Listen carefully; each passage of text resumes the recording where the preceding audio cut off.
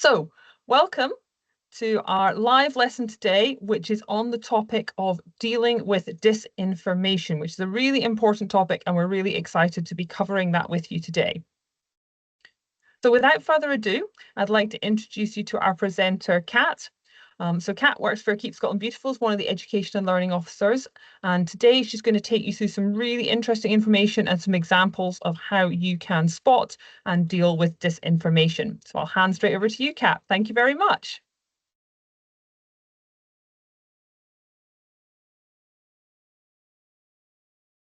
Hi, everyone. Thank you so much for joining me today. I'm really looking forward to discussing this topic with you. I think disinformation is something that I feel quite strongly about, and I hope you do too. So let's get started.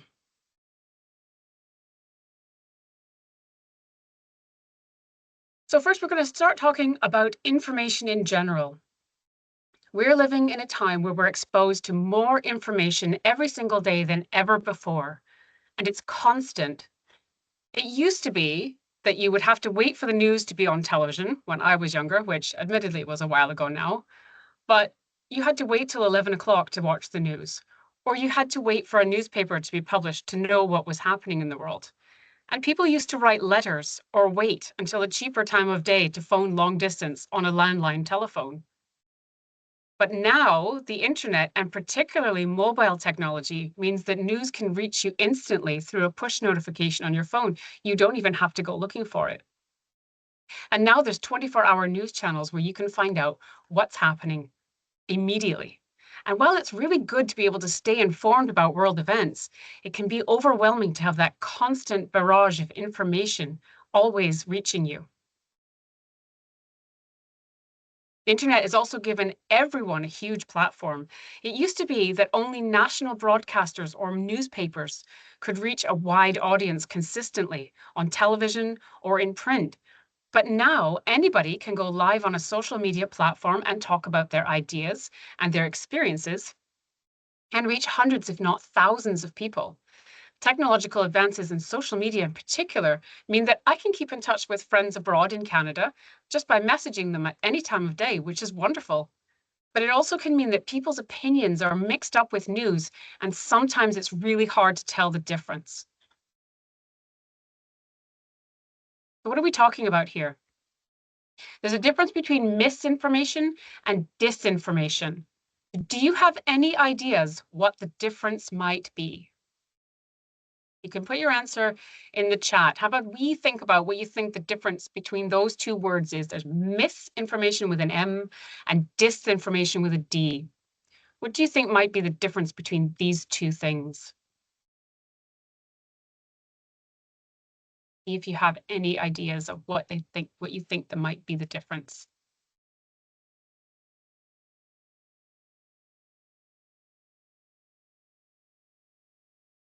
It is a subtle difference because they do have some things in common. You can tell me what you think they have in common too, if that's easier for you right now, because we haven't talked about the actual definition yet, but just before we do. Ms. Gillespie's class says misinformation is spread by accident. Very well done. One is deliberate and one is not deliberate. Disinformation being spread on purpose. Very good. You're right. Misinformation is false. They're both false, right? But misinformation is false information that's not intended to cause harm. So maybe it's a mistake, because we all make mistakes, right? A typo, a mistake with a number. Satire or parody, and both of those are making fun of things. For example, rumors, insults, or sponsored content where you don't maybe realize it's sponsored content. So we all make mistakes, even news broadcasters and newspapers. And satire and parody make fun of a situation. So you might see these two in political cartoons or comedians' acts where someone pretends to be a public figure to make fun of them or something they've said. And a newer form of misinformation is sponsored content that isn't obvious that it's sponsored. So it's an advertisement for something, but you don't realize that's what it is. Whereas disinformation is false information that's meant to manipulate opinions or cause damage or to guide people in the wrong direction. For example, maybe a scam, like somebody who said they were from HMRC called me the other day about my taxes. That was definitely a scam. Hoaxes, impersonation of someone, or at worst, radicalization, which is when someone starts to believe or support extreme views, usually against a specific group of people. And then in some cases, they act on those extreme views because of disinformation. So climate disinformation in particular has changed. Today, we're going to talk about misinformation and disinformation, particularly with regard to climate change, because it's something that in our work we have seen quite a bit, and it's a good example. Of course, misinformation and disinformation can happen in other places too. You might have seen during COVID-19, for example, or in politics or in other areas of life. There is disinformation there too, but we're going to concentrate on climate change. And the reason for this is our work, obviously, but also because climate disinformation has changed quite a bit. It used to be that you would just see outright denial. It's very obvious that what that is. Climate change isn't happening, or if it is, it isn't caused by human activity. And it's quite obvious to spot that is disinformation because it just says it's just straight denial, and that is very clear. But nowadays, we're seeing more disinformation in terms of delay. So taking action on climate change might cause harm, or taking action on climate change isn't my responsibility. Or greenwashing, which is claiming to take more action on climate change than you actually are, or claiming that a product is more environmentally friendly than it is. And I think an example here might be helpful. I'm not sure if we have any Simpsons fans today, but it's a big hit in my house. And I think a bit of humor always helps in an example. So when I think of greenwashing, I always think of the episode of The Simpsons where Lisa's class goes to visit the newspaper. And the lady giving them the tour says that each newspaper contains a certain percentage of recycled paper. And when Lisa asks what that percentage is, she's told 0. 0 is a percent. So we know that yes, 0 is a percent, and each copy contains a certain percentage of recycled paper, but it's not actually environmentally friendly because 0 recycled paper is not environmentally friendly. So that's the example of greenwashing that I think of when I think of greenwashing. So right now you might be asking, why does this matter? Why do you think disinformation matters? If we can laugh at it, it can't be that bad, right?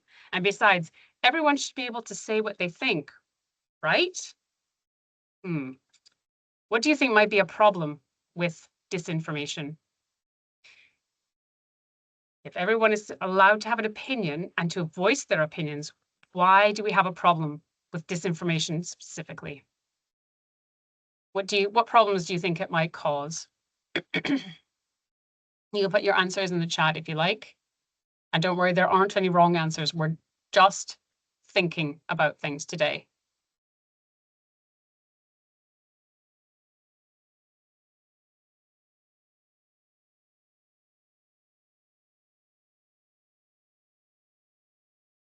Tell you're all having a really good think about this. Some of these questions are a little bit tricky. Miss Gillespie's class again, thank you, saying some people might not want to share personal information. Okay, that's a good one. Spreading gossip, yes. Why might spreading gossip be a problem? Particularly with regard to climate change, if that helps.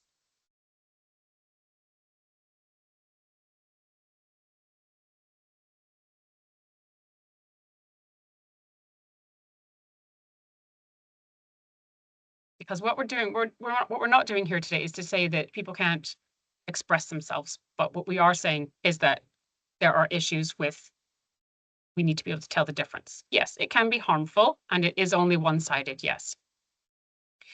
The issue really is that if it's hard to tell between opinion and fact, sometimes opinion is presented as fact. And then we run into problems because then we create doubt, and doubt can delay action, especially on climate change.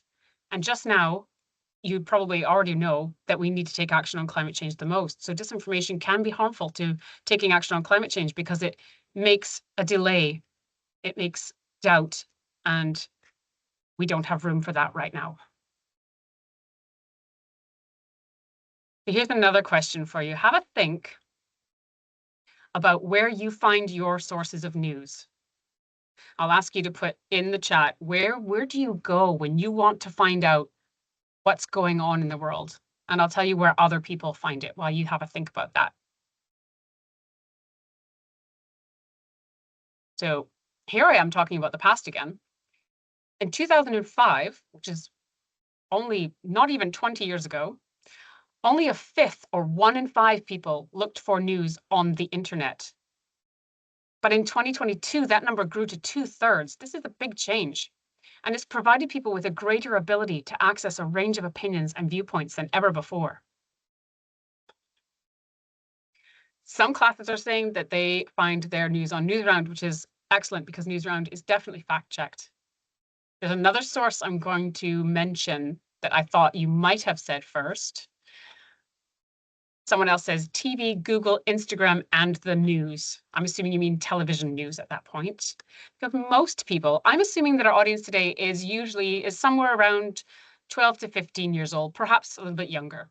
But most people in that age range actually prefer to find their news on social media. And TikTok comes in first. That is the most popular source of news, followed by YouTube and Instagram. This is important because news appearing on social media isn't always from a reliable source. It doesn't always go through the same fact checking that the broadcast news on the BBC or on Newsround, for example, goes through. Also, opinion and fact are given an equal audience. And the algorithm, the thing that gives you your For You page on social media, for example, tends to show you more of what you watch a lot, rather than a balanced set of views. So it can be tricky to spot disinformation online. And I thought rather than tell you how to do it with lots of words, we're going to look at some examples and we're going to spot the signs together. Okay, so get ready to post in the chat what you think about each example and we'll talk them through together. Let's try an example. We'll start with an easy one. What do you think is wrong with this post that I found on Twitter? It might be obvious from the username, their opinions on climate change. But what do you think of this? Climate warming has not happened here in Colorado yet this winter. Clear blue skies and lots of snow. If you don't know, Colorado is a state in the United States. They get lots of different weather. But this person is talking about a cold, snowy winter. What do you think about this post?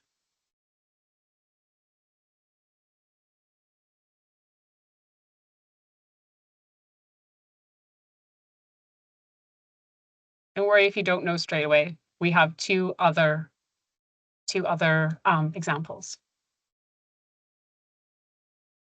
Someone is saying the sea looks fake. I think what you're actually seeing is a shadow of a building on snow, which admittedly we don't get quite a lot of in Scotland in some years.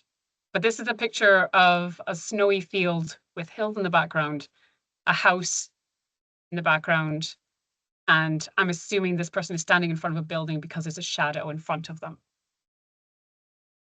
What do you think about the fact that he's saying it's snowy and cold this winter, so climate warming is not happening?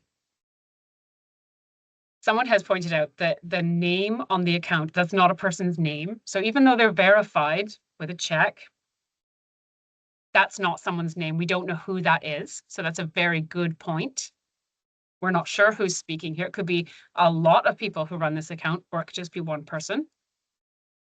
We know they're talking about Colorado, but we don't know if that's where they are all the time. I'll give you a small hint so that we can try another example too. Just because we have snow does not mean that climate change is not happening, right? We don't call it global warming anymore. We used to, but that's kind of a misleading title because that doesn't mean that everywhere is warming at the same rate all the time. Climate change and weather are not the same thing. So one example of a snowy day does not disprove climate change. Let's try another example and see how you get on. This one's quite funny, so we'll try this one. If I can get this to play. There we go. This one says, maybe I should use a paper straw to save turtles and our environment. And meanwhile, Taylor Swift appears to be flying all over the place for her tour. And this is a good example of, well, maybe climate change is happening, but it's not really, it's not my responsibility. What do you think is wrong with this post? I mean, it's funny, but it's not entirely correct.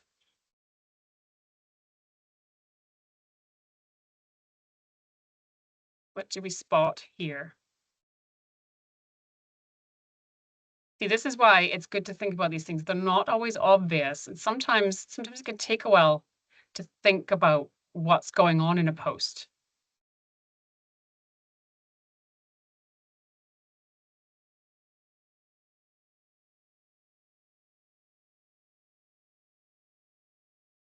If you've done a lot of work on litter or waste, you may have already talked about alternatives to straws, so you may know something about that. And if you're a Taylor Swift fan, don't worry, I'm not going to say anything bad about Taylor Swift. I'll tell you what, I can give you a couple hints already, just to make sure we're headed in the right direction. So alternatives to plastic straws are good. Less litter, less waste, less danger to wildlife. We all like sea turtles, right? And alternatives to flying are also good. Less CO2, less fossil fuel use. This post sort of hints that there's different rules for celebrities or wealthy people than there are for the rest of us. So why am I being asked to use, in this case, a paper straw if Taylor Swift is flying all over the place? There's no point. But the reality is that, you know, using a paper, using an alternative to a plastic straw, we can discuss whether paper is the best option at another time. But not using plastic straws is a good thing. And not flying a lot is also a good thing. So both are good. It's not one or the other. Both. Both is good. Maybe Taylor Swift should use alternative straws, and so should we. And maybe we should all fly less. But just because one person has a very heavy carbon footprint, that doesn't mean the rest of us shouldn't take action. Right. This one is a bit more complicated, so I have covered up parts of this example so that we look at one part at a time. First of all, can you tell me what you think this graph is showing? What do you think it's meant to be telling you?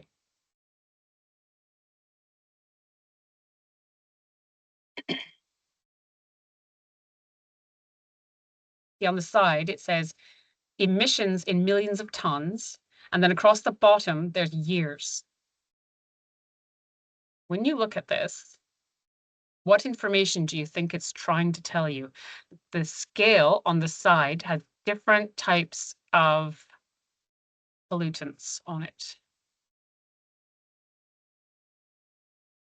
So first glance, if you were just scrolling through your social media and you saw this, how many chemicals are in the air over time? Yes. And what do you notice about this graph over time?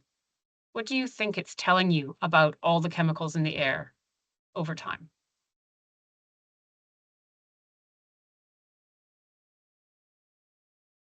That's right, Ms. Gillespie's class is on the ball because they said that this graph appears to show that different air pollution chemicals are going down over time. Now, what if I showed you the title of the graph? There's a clue there too. See, sometimes posts like this have so much going on, it can be helpful to only look at one part at a time. The title says, Environmental Mastery, Increasing the Use of Fossil Fuels While Reducing Air Pollution.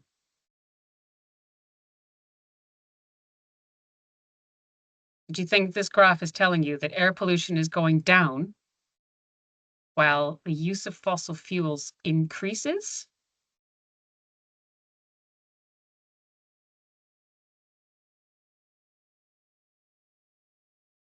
Then, if I show you that this graph was posted, I'm not saying by who, but it was posted by someone with a verified account on Twitter. You can see the little tick mark there. But it said, if you believe that today's climate change is caused by too much carbon, you have been fooled. What if I added that? What do you think of this graph now? What message do you think this poster is trying to get across to you?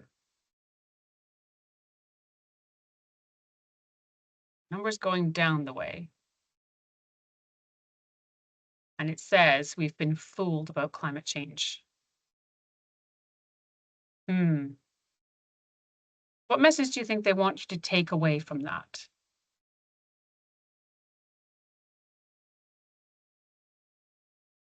It's tricky, I know. And that's the whole point, isn't it? That misinformation and disinformation is tricky. Right. Someone suggested that this graph shows that we should use more fossil fuels to improve the environment. And yes, really, what they're saying is that even if we use more fossil fuels, the amount of air pollution is going down, so we're fine, right? Well, they claim that the source of this is the US Environmental Protection Agency, which is like what SEPA is in Scotland. And that sounds pretty legit, doesn't it? That sounds like a trustworthy source. But then interestingly, there's this book cover in the corner, and I'm not quite sure what that's about. But I'm wondering if you look at the different chemicals, the different pollutants listed in the key here, I don't know if you can see my mouse. If you've taken any courses on climate change, like our Climate Ready Classrooms, or for primary schools, our Climate Ready Classrooms for primary schools, you learned all about greenhouse gases. What is missing from this box here? There's two things that are missing from this box that should be there if we're talking about climate change. See, you are far too smart. One of them is definitely carbon dioxide. Carbon monoxide is there, but we know carbon monoxide and carbon dioxide are not the same thing, are they? What other one is missing from this list? Got nitrous oxides, got sulfur dioxide, ammonia, particulate matter, which is like gritty little bits of things in the air. It's not oxygen. Comes from cows. Methane, exactly. If we're talking about climate change, then really two of the most important greenhouse gases are missing from this list. Now, I was going to show you the results of what happens if you add methane and carbon dioxide to this graph, but that is a very complicated process, and that is actually a very good point. Basically, what happens is the whole graph flattens out, right? They add a substantial amount. This graph is misleading because it doesn't include two of the most important greenhouse gases. And yet this person is making the case that pollutants are decreasing and therefore climate change is not happening. There are often quite a few different steps involved in figuring out what someone is actually saying when looking at disinformation. So well done for guessing methane and carbon dioxide. You are very correct. This graph does not show decrease in climate change. What it actually shows is efforts on reducing particulate matter and air pollution in terms of things that make us sick. So well, the United States is having some success in doing that. But this does not relate to climate change. Air pollution and climate change are related, but they're not the same thing. And I wanted to make the point that it is tricky, this one, especially because it is tweeted by someone who appears to be a government official and who has a verified account. So you would think that this is a trustworthy source, but there's more to it than that. Right. Well done on those three examples. And now I want to ask you, who should stop this disinformation? Whose job is it to make sure the information that we can get on the internet or from sources is correct? Whose job is this?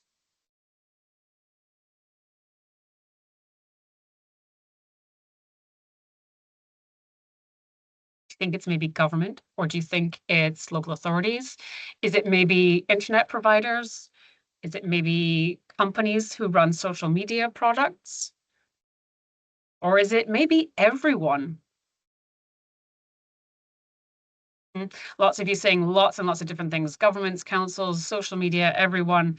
And yes, it is everyone's job to stop disinformation. There are obviously some of us can do more than others. Internet service providers have a role to play, the government has a role to play, but so do you and I.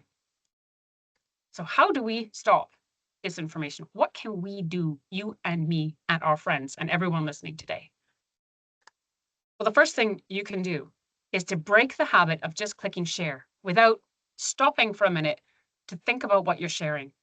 A lot of disinformation is spread totally unintentionally. Someone will start it with the aim to cause harm, but it's also spread by other people like you and I who just don't take that minute to go, wait a minute, before we share it. And that doesn't make the effects any less harmful, but it means that we all have a job to do here. The second thing you can do is to look at multiple sources of information. Instead of just getting all of your news from one source, like TikTok, for example, or Instagram, or whatever your friends are sharing, as tempting as that is to just only look at one place, because it's easy, and I admit that I do it sometimes myself.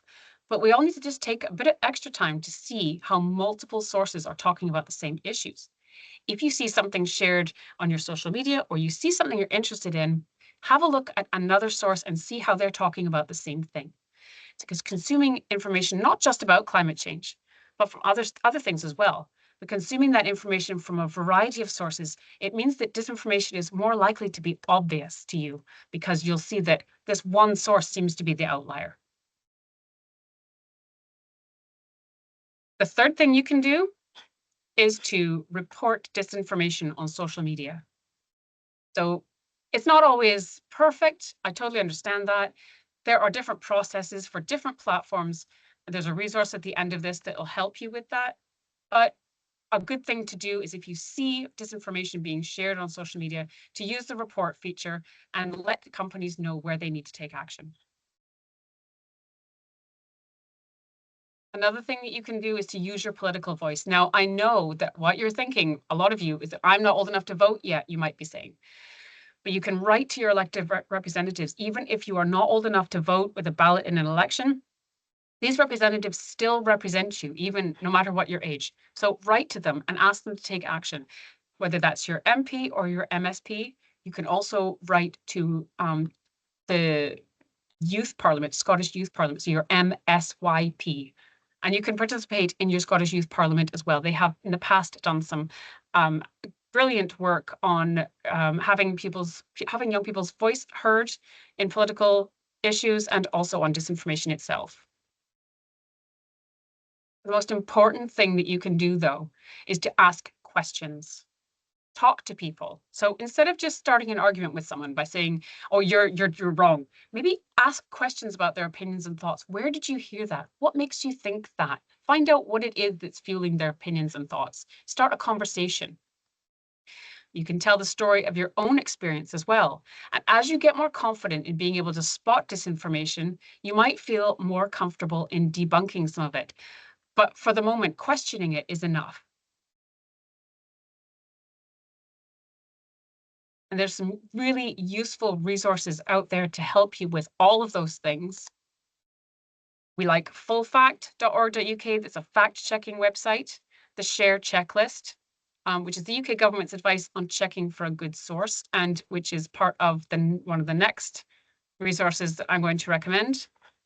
And the World Health Organization has a resource on how to report disinformation on various different platforms, because they're not consistent, so a guide can be helpful. Next, we have a resource from the Met Office, which is recommended by the Scottish Government. And we have Project Real, and I'm really delighted to be joined today, the end of our lesson, by Dr. Yvonne Skipper from the University of Glasgow. And she is going to talk to us today about her work on Project Real. and which is a series of lessons on fake news and disinformation that was co-created with young people and young influencers, which I think it makes it ideal resource for learning more after this lesson about disinformation and what you can do. So I'd like to welcome Dr. Skipper. Thank you so much for that. That was very interesting, Kat. There were some very good things for me to think about in there. So thank you so much for sharing it. I'm sure everybody else has been enjoying learning about misinformation and disinformation. So hi, everyone. My name's Dr. Yvonne Skipper. I work at the University of Glasgow, and I'm a psychologist, which means that I'm interested in why people do the things they do and how we can shape their behavior to make it more positive. And one of the things that I've been working on recently has been looking at misinformation and disinformation and how we can help people get better at spotting it and the things that we can do to help them to spot misinformation and disinformation across the field, not just in climate change, but in other areas. So I've got a couple of slides I'd like to work through today and just tell you a little bit more about the project and a bit more about misinformation in general. So let me just share these slides with you. Can I check that's working okay? We can, oh, there you go. Yeah, I was going to say we can see PowerPoint. Yes, that's working. Brilliant. Okay, great. Thank you. So we know that misinformation and disinformation are really important. A lot of people are saying that it is the biggest risk, one of the biggest risks facing our world today. So you can see here, extreme weather is the #1 risk, according to a lot of people. But you can also see that misinformation and disinformation are the second biggest risk, and social polarization, so people falling out with each other, cost of living. But misinformation underlies a lot of these things. So we've already heard how mis and disinformation are impacting how people are responding to the climate crisis. It's affecting what people think about different groups of people. It can create kind of hate between different groups as well. So this is a really, really important thing, and it's something that we can do more in terms of we can get better in ourselves at how we spot misinformation, so we're not being part of the problem, we're part of the solution. So I've got a little quiz I want to just run through very quickly with you. And in the quiz, there's going to be 4 different answers, so A, B, C, and D. So maybe in your classrooms, you can put your hands up and you can look around and see what answers that you are giving and see how good you are or how good your knowledge is about mis and disinformation. I'm going to use the term fake news because it's hard for me to keep saying mis and disinformation. So it's this idea of like things that aren't real online. All right, you ready? So if you were to think about how good you are yourself at recognizing fake news, do you think you're in the top 50% of people? So this is everybody. You're in the top 50%. Do you think you're in the top 25%, the top 5%, or are you in the top 1%? So put your hand up if you're the top 50%, hand up if you're the top 25, hand up if you're the top 5, hand up if you're top 1. Okay, I don't know, I can't test you, so I don't know how good you are. But the interesting thing about spotting fake news and misinformation is we all think we're better at it than we are. Nobody thinks they're in the bottom 50%, and that's not possible, right? There's got to be some people in the bottom 50%. Everybody thinks they're better at it than they are. What about this question? What percent of people can systematically tell true from fake news? So what percentage of people can actually do this? Put your hand up if you think it's 4% of people. Okay. What about 10, 50, or 75? Okay, the answer to this one is very small. Only 4% of people can systematically tell. That means really tell beyond it just being guessing whether news is true or fake. So a very small percentage of people are very, very good at it.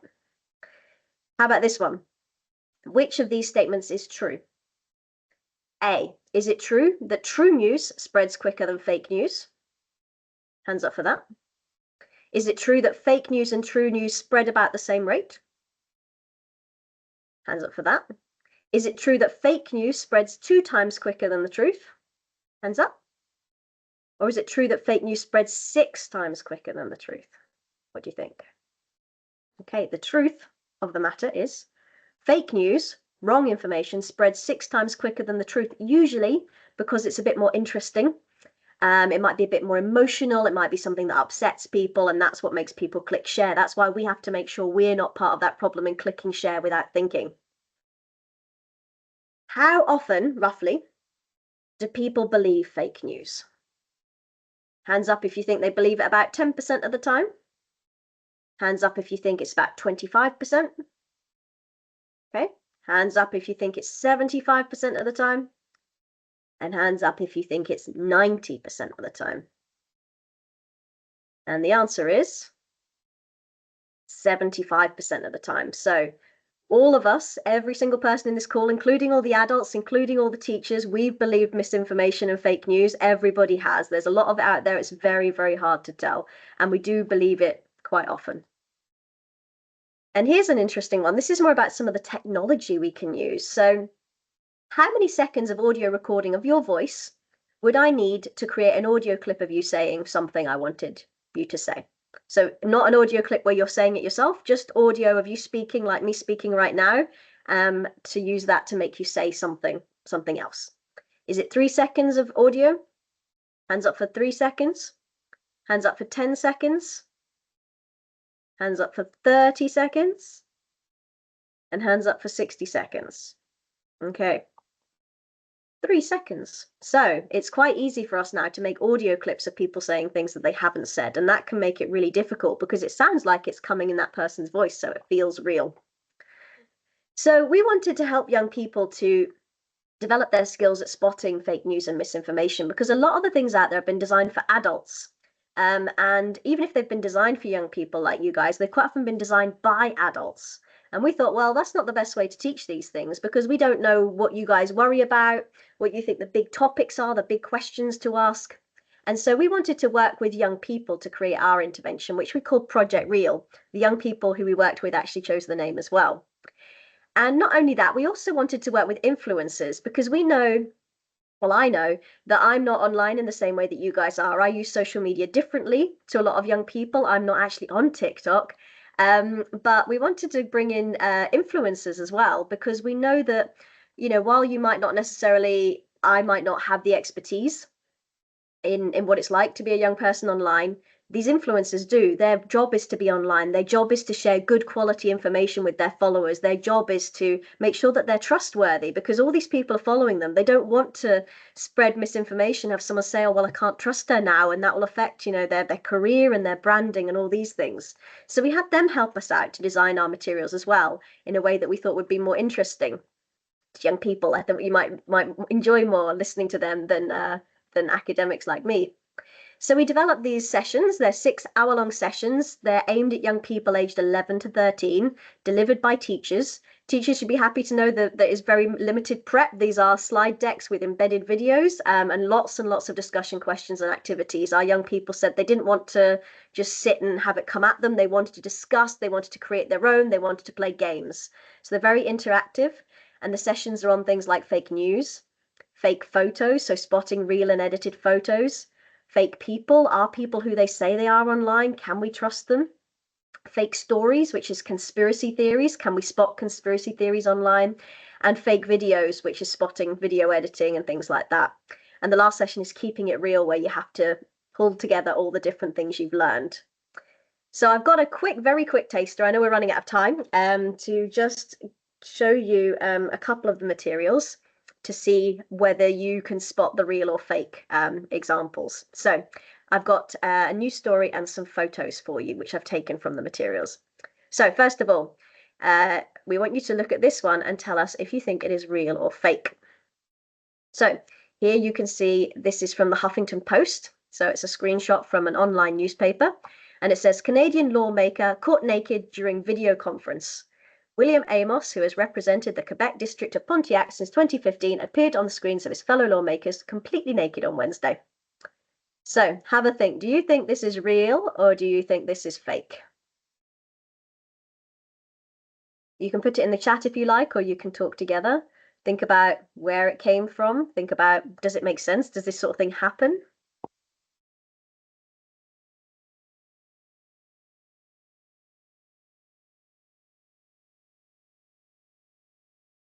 Okay, I'm going to give you the answer. This one is actually true. This one actually ended up happening. This was in the early days of Zoom, when people sometimes forgot they'd left their cameras on. He'd gone for a run, he came home, he was getting changed about to go into his meeting. He turned it on while he was getting changed and he forgot he'd left his camera on. So this is actually an example of a true news story. Here's another one for you. This is a photo of the Temple of Heaven in Bali, sorry, the Gates of Heaven in Bali. Do you think this photo is real or do you think it's been edited?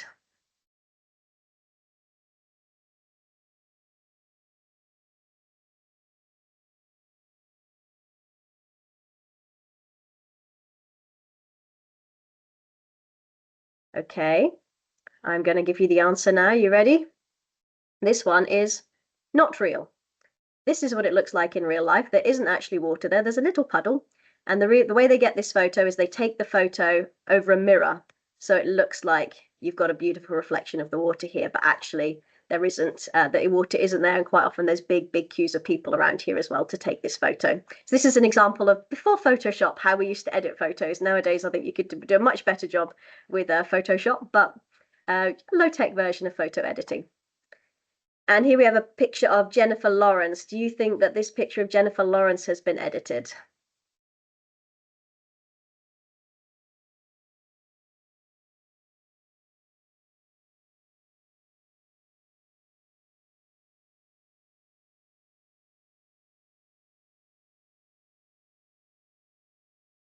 Okay, I'm going to give you the answer now. Are you ready? That one hasn't been edited. Here is the edited photo. And you can see that they've changed, her eyes have been darkened here, you can see, and you can see they've changed the shape of her legs at the bottom here, among other things, the colors of the skirt as well. So these are some of the materials that we use. So we do spot the difference, and then we have lots of discussion questions about why people edit photos and how that might affect, you know, how easy it is to spot real and false information online. And I wanted to finish just by getting you to think a little bit about, we all live in the world together, and we have, you know, we live in this environment together. And when you go out of your house and if you see trash, you can pick it up, right? You can make your environment nicer for other people, more pleasant. You can make it safer. If you see kind of material like broken glass or something, you could pick that up, or you could get an adult to come and help you to tidy it up. So you can make that environment better and safer for other people. And it's exactly the same online. We can make the online environment a safe place to be, a pleasant place to be. We can point out misinformation not by having an argument with people, but by asking questions and trying to understand. We can report toxic and horrible content that we see so other people don't have to see it. So we have our physical environment, which we can work together to make a nicer place, but we have our online environment as well, which we can work together to reduce the pollution, reduce the litter, and make it a much safer and more pleasant place for people to be. We don't have to be part of the problem, throwing the trash out, sharing the fake information. We can be part of the solution in creating really nice environments for us to live in physically and also virtually, to have really nice sort of spaces where we can grow and where we can learn and where we can communicate and share in a positive way. So if you'd like to check out any of these materials, they're all free and available on projectreal.co.uk. And any teachers, if you're interested in developing further materials, we're doing some stuff on deepfakes at the moment and legal issues around misinformation. And we're very keen to hear about how you teach these sorts of things and what you think might be missing in your curriculum. So please do feel free to check out our website or drop me an email. I'm Yvonne Skipper at Glasgow. Thank you very much, everybody. Thank you very much, Yvonne. Thank you so much for joining us today. And thank you so much to Kat as well for leading our main lesson. Just so you're aware as well, it'd be lovely if you are doing anything forward from this live lesson. You can find our ongoing resource, which is all about actually going out and finding reliable pieces of information and using them to create your own report about climate change. So you can visit our website that I've just popped in the chat there, so you can follow the ongoing resources. Also links to Project Real on our website as well if you want to go and check that out. And so if you are doing anything, please share us, and we are at KSB Scotland on social media. And if there's anything else you want to share with us, please email it to education@keepscotlandbeautiful.org. We'd also really love to know what you think about our live lessons. We really value your feedback. We always want to make these live lessons even better and more accessible for pupils. So I've just shared a little link to a very, very short feedback form that also has space for pupils to tell us what they think. So we don't just want to hear from teachers, we'd love to hear from pupils as well. So pop on and have a look and fill in that feedback form as well. Thank you so much for that.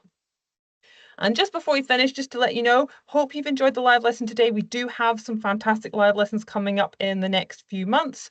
So our next live lesson is in January. We've got two on the same day. So we're talking about the RSPB's amazing Big Bird Watch and how you can identify birds and take part. And we've got two different versions, one in Gaelic and also one in English. So they are slightly different lessons. It's not just a direct translation. So if you're a Gaelic school, come along to the Gaelic one. And if you're a school that teaches in English, please come along to the English version in January. We've also got our Spring Clean Week happening in March and our Natural Scotland Week in May. So it just leaves me to say a big, huge thank you to all the teachers and pupils who've taken part today. Hope you've learned something. I hope you feel inspired to go and take those very first steps in identifying disinformation and stopping it in its tracks. And like Yvonne said, making our digital environment a much nicer place to be. And without further ado, that's the end of the lesson. Thank you so much for joining us, and hopefully we'll see you again next time.